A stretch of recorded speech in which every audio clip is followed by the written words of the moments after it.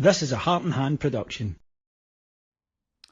Hello everyone, my name's David Edgar, I'm the host of Heart and Hand, the Rangers podcast. I'm joining you tonight for a familiar story after yet another wretched night in Europe for Rangers, going down 2-1 in Hungary to Ferencvaros, and really there's not very much new I can speak about tonight. This was not unexpected, the performance we saw was not unexpected, and it's that lack of quality, this very poor Rangers squad, this awful defence, error-strewn, nervous, inability to deal with simple things, and then you add into it that Rangers' passing was poor, and physically we were totally outmanned tonight by a side that were bigger, stronger, fitter and faster. And I saw a tweet that said Rangers got wee-guyed tonight, and we really did.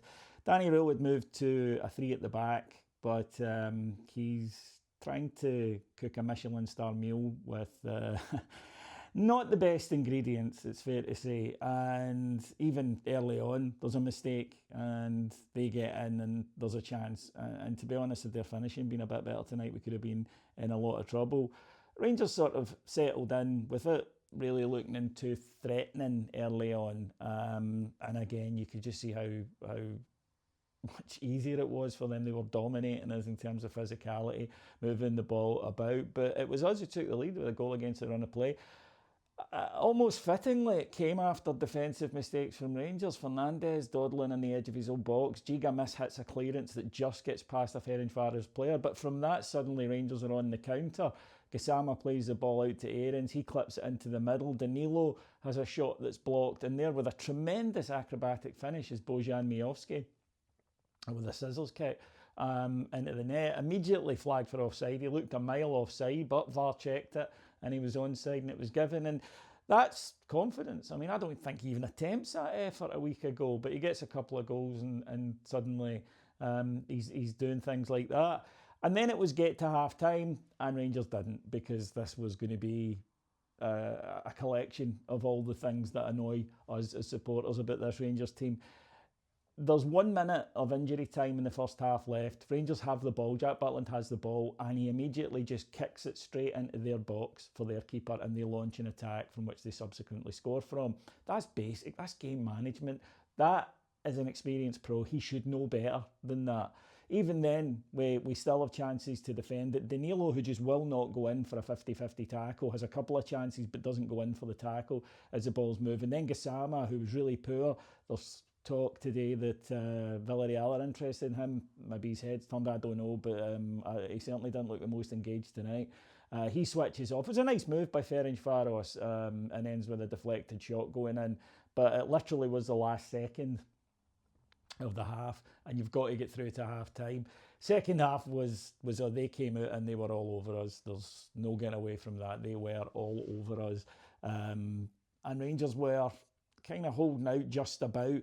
Our use of the ball was so bad. You cannot make the amount of simple passing errors that we do at this level, and it's simple balls that are just behind the player or show too much to the opponent or go out of play, and it was constant tonight. You can't build anything like that.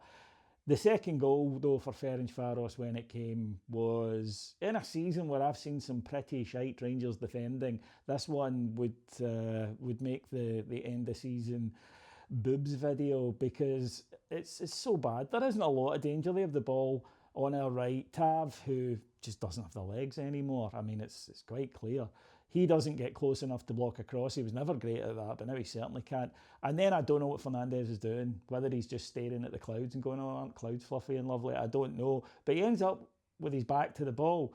And of course, Varga, who's a good striker, just moves slightly and heads the ball home. Couldn't miss. It was atrocious. And that's the thing, you know, that this Rangers team makes such basic errors. Teams don't have to work for their goals against us. And at that level, you get punished. And like I say, there's nothing really new here. I could rant about Kevin Thelwell and the act of football terrorism he performed upon our squad, but it would be a bit pointless.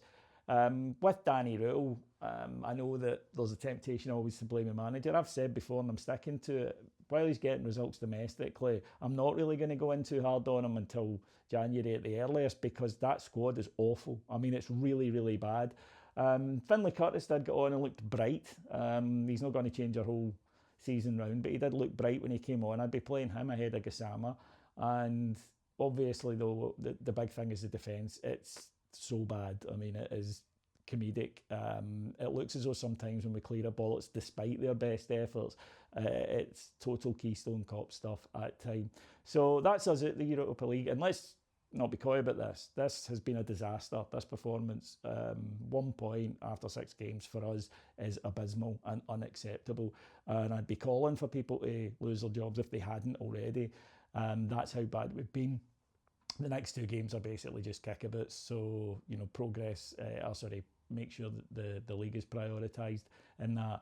But yeah, just another grim night. And again, it's, we might get away with it domestically. At that level, you don't get away with it. But I hope if Rangers do take something out of this, it's one, the defence needs replaced in its entirety. None of those 4 should be at Rangers for much longer. It definitely needs a different physical profile. The amount of times that we just got swatted aside tonight, it was wee boys against men, it looked like at times.